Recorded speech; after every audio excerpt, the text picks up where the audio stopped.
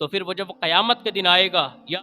فرمایا کہ وہ جو قیامت کا دن ہوگا، وہ جو زلزلہ ہوگا، وہ ایسا زلزلہ ہوگا اذا زلزلت الارض زلزالہا واخرجت الارض اثقالہا، یہ زمین کو ایسا جھٹکا دیا جائے گا، یہ ہلنے لگے گی اور کسی کے بھی رکنے سے نہیں رکے گی۔ وقال الانسان ما لہا، اور انسان اس زمین کو پکڑ کے کہے گا تو کیوں ہل رہی ہے، رک جا۔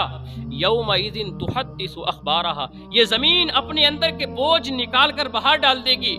یہ اپنی خبریں بتائے گی۔ یومئذ تحدث اخبارہا بان ربک اوحی لہا،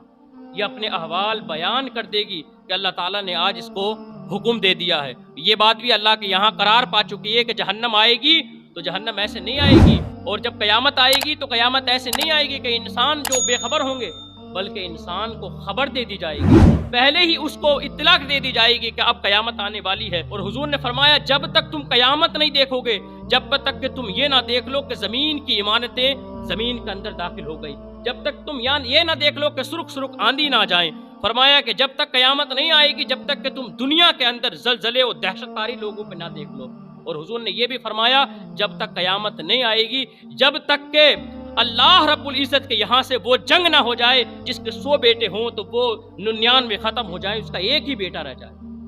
فرمایا جب تک تم قیامت نہیں دیکھو گے،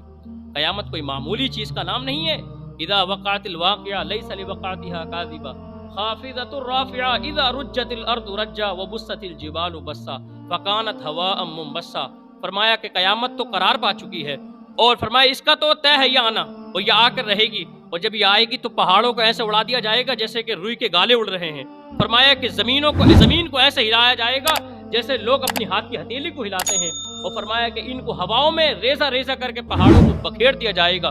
لوگ اس وقت زمین پہ سجدے میں گریں گے، لوگوں کے چہرے بھی گڑ جائیں گے، لوگوں کو اس کو دیکھ کے چہرے بھی گڑ جائیں گے۔ لیکن یاد رکھنا اس قیامت کے منظر کو دیکھ کے کچھ لوگوں کے چہرے رونق نما بھی ہوں گے، اور وہ انتظار کریں گے۔ جو حدیث میں نے آپ کو پہلے سنائی ہے، بات ختم کرتا ہوں، وہ حدیث پہلے سنائی ہے، جو صحابہ یہ کہیں گے مولا جلدی قیامت آ جائے اور ہم جنت میں داخل ہو جائے، تو وہ قیامت کو دیکھ کے خوش ہو جائیں گے، مولا اب تو قیامت آ گئی، ہم تو ہماری جس نعمتوں سے تو نے ہم سے وعدہ کیا تھا، جو نعمتوں کا، آج وہ ہمیں مل کے رہیں گے اور ہمیں ان نعمتوں سے کوئی بھی جدا نہیں کرے گا۔ تو رب کی بارگاہ میں دعا ہے کہ مولا کریم ہمیں نیک اعمال کی توفیق عطا فرمائے اور ہمیں جہنم کے عذاب سے محفوظ فرمائے اور جنت میں داخل فرمائے۔ کلمہ شہادت پڑھیں، لا الہ الا اللہ محمد رسول اللہ۔